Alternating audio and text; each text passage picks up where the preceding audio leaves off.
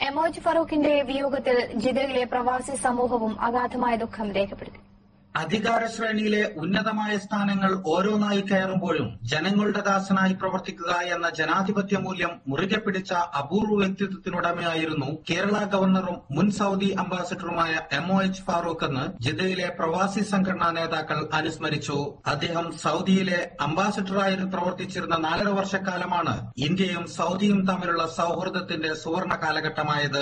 Indian ഹജ്ജ് തീർത്ഥാടകരുടെ എണ്ണം വർദ്ധിപ്പിക്കുന്നതിനും അദ്ദേഹത്തിന്റെ പ്രവർത്തനത്തിനായി കേരളത്തിലെ ഗവർണറായി സ്ഥാനമേറ്റപ്പോൾ ഏറ്റവും അധികം പ്രയാസമനുഭവിക്കുന്ന സൌദിയിലെ പ്രവാസി മലയാളികൾ ഏറെ സന്തോഷിച്ചിരുന്നു. ഇവിടുത്തെ കാര്യങ്ങൾ നേരിട്ടറിയുന്ന അദ്ദേഹം ഇവിടെയുള്ളവർക്ക് ആശ്വാസമേകുന്ന നടപടികൾക്ക് കരുത്തേകുമെന്ന് പ്രതീക്ഷിച്ചിരുന്നു. രാഷ്ട്രീയത്തിൽ അന്യം നിന്നു പോകുന്ന മൂല്യങ്ങൾ ഉയർത്തിപ്പിടിച്ച തികഞ്ഞ മതവിശ്വാസിയായി പ്രവർത്തിച്ച അദ്ദേഹം മതേതരത്വത്തിന്റെ വക്താവും ജനാധിപത്യവാദിയുമായിരുന്നുവെന്ന് OICC, KMCC, നവോദയ തുടങ്ങിയ സംഘടനയുടെ നേതാക്കൾ അനുസ്മരണ കുറിപ്പിൽ അറിയിച്ചു.